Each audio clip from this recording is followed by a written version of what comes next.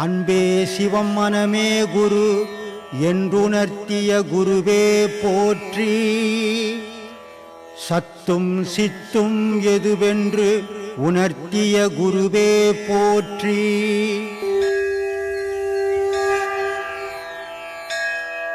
அப்பெல்லாம் பார்த்தீங்கன்னாக்கா இந்த ரிஷி முனிவர்கள் தபஸ்விகள்லாம் கையில் ஒரு கமண்டலமோ தண்டமோ வச்சுருப்பாங்க.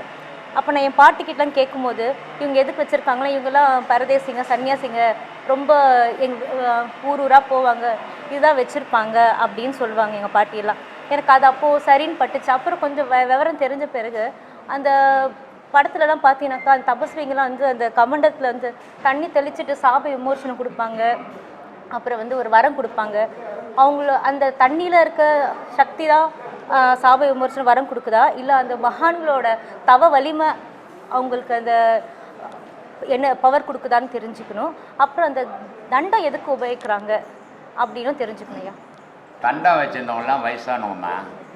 இந்த பாரு, எனக்கு கை நிற்கல இல்லையா, இப்போ எனக்கு ஒரு ஸ்டாண்டு வேணும், இப்போ சேர் போட்டாங்க, அதனால் நான் கை இப்படி வச்சுக்கிறேன் இல்லை, அவங்களுக்கு கை வச்சு நிற்க முடியாது தியானத்தில் இருக்கும்போது, அதனால் அந்த தண்டத்தை முட்டு கொடுத்துருவோம், அந்த தண்டத்து மேலே கை நிற்கும் இல்லையா.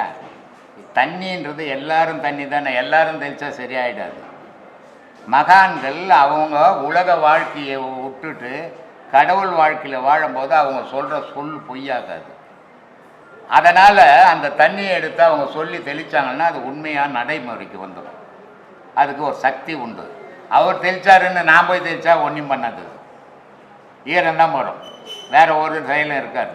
ஏன்னா மகான்ன்றது வேறு, மனுஷன்றது வேறு. அவங்களுக்கு தான் மட்டும்தான் அந்த சக்தி உண்டு, நமக்கு அந்த சக்தி கிடையாது. அது நிறைய பேர் என்ன பண்ணுறாங்கன்னா, அவர் தெளிச்சாருனால இப்போ நான் கூட தெளிக்கிறது இப்போ தெளிச்சுங்கிறாங்க. அப்படி தெளிக்கிறதால ஒரு பயனும் கிடையாது, ஏமாந்து தான் போவேன். அவங்க மகான், கடவுளுக்கு மட்டும்தான் கட்டுப்பட்டவங்க, கடவுளுக்கு வாழ்க்கையில் மட்டும்தான் வாழ்க்கையே, உலக வாழ்க்கையே கிடையாது. அதனால் அவங்க சொல்கிற சொல், ஒரு நோயாளி போய் நின்னார், அவர் சரி பண்ணிடுவார். மகான் உலகத்துக்காகவே வாழ்ந்தவங்க, அதனால் அவங்க தெளித்தா சரியாக போடும், நம்ம தெளித்தா சரியாக போடாது. அதனால் அதுக்காக அவங்க அந்த கமண்டலத்தை எப்போ வச்சுருவாங்க, ஏன்னா அது ஒரு மந்திர நீர். மனசை எந்திரமயமாக ஆக்கி அந்த சக்தியை அந்த தண்ணியில் வச்சுருந்தாங்க. அதனால் அந்த தண்ணி தெளிச்ச போகும். நான் குளத்து தண்ணி எடுத்து தேய்ச்சிருந்தேன் சரியாக போகும். அதனால் அதுக்காக வச்சுருந்தாங்க. வேணும்னு விரும்புகிறவங்களை ஒரு குருநாதர் மாற்ற முடியுமா? முடியாது. மாற்ற வேண்டும் விரும்புகிறவங்க முடியாது, யாரும் மாற்ற முடியாது. முதல்ல அவன் மனம் மாறினால் மட்டும்தான் முடியுமே தவிர ஒரு குருநாதரால் மாற்றுறதுக்கு இன்னைக்கு குருநாதருங்க இல்லை. பால் பிரண்டன்னு ஒருத்தர் இங்கிலாந்துலேருந்து இந்தியா முழுதும் ஆராய்ச்சி பண்ணின்னு வரான். இந்து மதத்தில் இருக்கிற மொத்த சாமியாரையும் ஆராய்ச்சி பண்ணிட்டான். ஒரு புரோஜனம் இல்லைடான்ட்டு போயிட்டான். எல்லா மதவாதியும் முஸ்லீம்லேருந்து கிறிஸ்துவன்லேருந்து இந்துலேருந்து கம்ப்ளீட்டாக ஆராய்ச்சி பண்ணிட்டு கட்சியில் ஊருக்கு கிளம்புறான். அது கவர்மெண்ட்டே அமைச்சு சர்ச் பண்ண சொல்லுது. அப்படிப்பட்டவன் ரமணர்கிட்ட போய் மாட்டிக்கணும். பேசவே இல்லை, பேசாமையே அவனை காணாத பண்ணிட்டார்.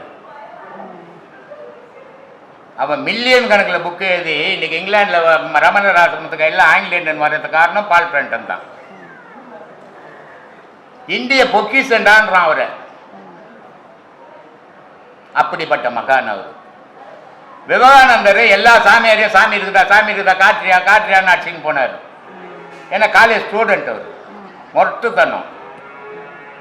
எல்லா சாமியாரும் கடவுளை காட்டுறியான்னும் போது காட்ட முடியாது அப்படின்னு போயிடுச்சு.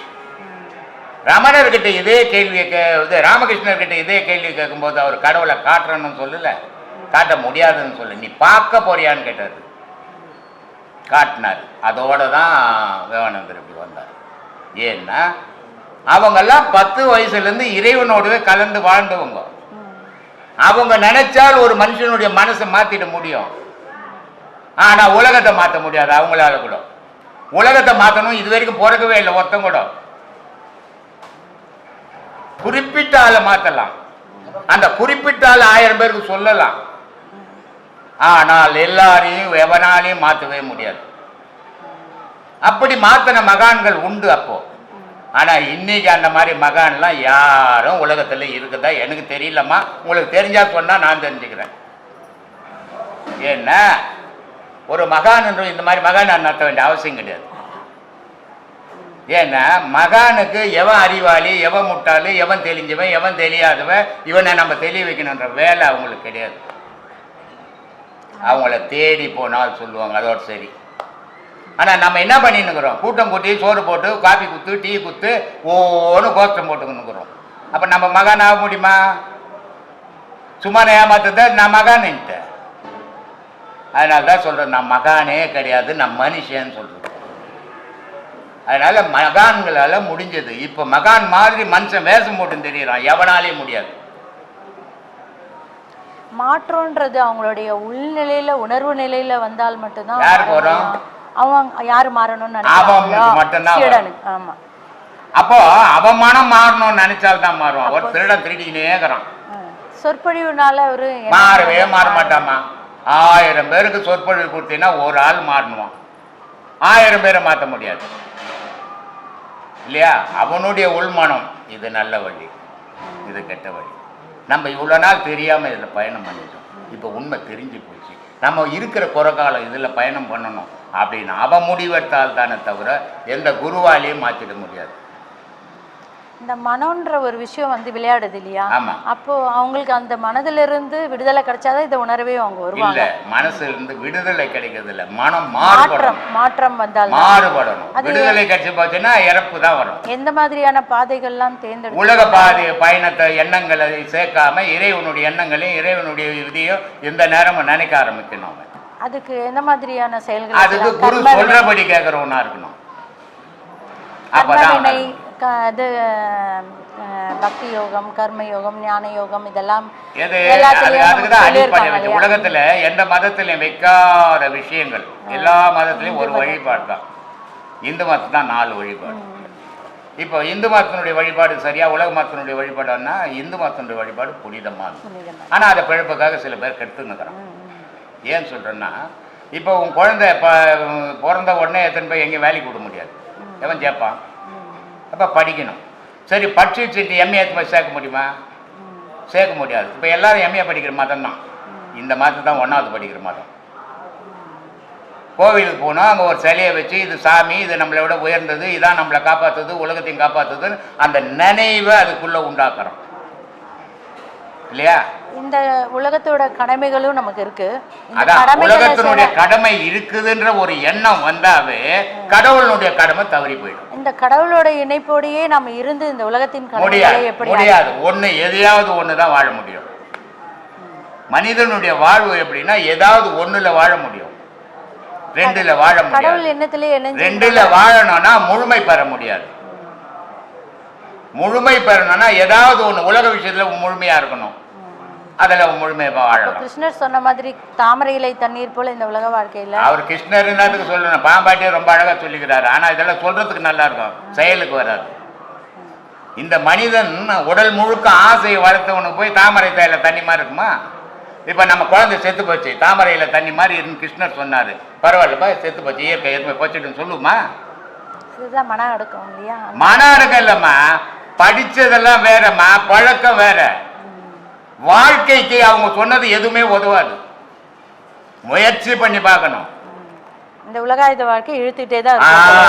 உலக வாழ்வு வானான்னு வந்தான் பத்தியா, அவனுக்கு மட்டும் சாத்தியம், மற்ற யாரும் எவனுக்கும் சாத்தியம் கிடையாது.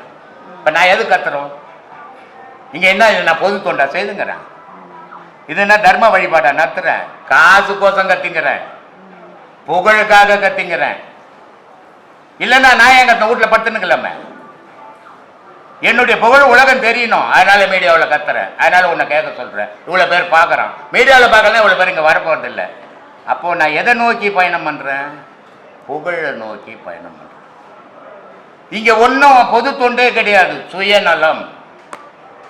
ஒரு பிள்ளை கிட்ட தாய் அவனை பராமரிக்கிறான்னா அவளுடைய சுயநலம். ஒரு கணவன் கிட்ட மனைவி ரொம்ப அந்நியமாக்குறான்னா அவளுடைய சுயநலம். ஒரு பிள்ளை தாய்கிட்ட அன்பா இருக்குன்னா அவன் அந்த குழந்தையினுடைய சுயநலம். உலகமே ஒரு சுயநலம், இறைவனே ஒரு சுயநலவாதி. அவன் சுயநலவாதியா இருந்தா என்ன படிக்க வேண்டியதில்லை, நான் கத்த வேண்டியதில்லை, அவனை பத்தி பேச வேண்டியதில்லை இல்லையா? உலக வாழ்வே சுயநலத்தில் இயங்கிக்கினது, இங்க எங்க பொதுநலங்குது? இப்போ ஆரம்பத்தை பற்றி இப்போ முடிவை பற்றி தான் திங்க் பண்ண சொல்கிறேன். என்ன சாமி ஆரம்பத்தை பற்றினா அது முடிவை பற்றி நீ சிந்திக்க சொல்கிறேன். எது எங்கே தொடங்குது? நீ முடிவை பார்த்து மதியம் வாங்கி நிற்கிற. ஐயோ இந்த மனசு ஒரு நாள் கூட ஓயாம நீ ஆளை பாயுதே நீ கஷ்டப்படுற. நீ அதை அடக்கணும்னா எங்கேயோ ஒரு இடம் இருக்கும்பா, அந்த இடத்துல கை வையின்ற. நம்ம இந்த ஆசிரமத்தில் நாதம் பாடம்னு ஒன்று கொடுக்குறோம். இது சீடர்களுக்கான பாடம்.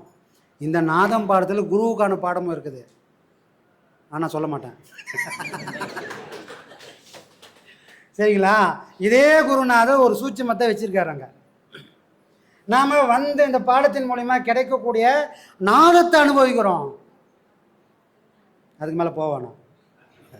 அதுக்கு மேலே போனால் அது சீடனுக்கான பாடம் இல்லை, குருவுக்கான பாடம். அது குருமார்கள் மட்டுமே தெரிஞ்சுக்கக்கூடிய பாடம். அது குருநாதர் சொல்லி கொடுத்தாலன்றி புரியாத பாடம்.